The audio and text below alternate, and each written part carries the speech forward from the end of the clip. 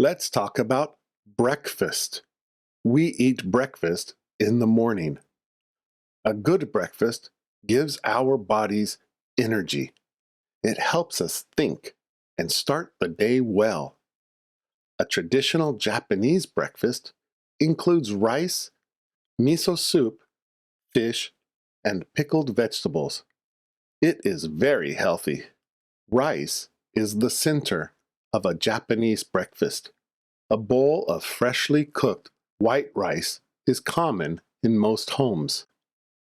Miso soup is served hot. It often has tofu, seaweed, or vegetables inside. Some people prefer a Western-style breakfast. This might include toast, eggs, and juice. Toast is quick and easy to make. People put butter, jam, or cheese on top. Eggs are popular at breakfast. We can fry them, boil them, or scramble them. Fruit juice is a common drink. Orange juice and apple juice are popular choices. Coffee and tea are popular in the morning. Many adults have a hot cup before they leave the house.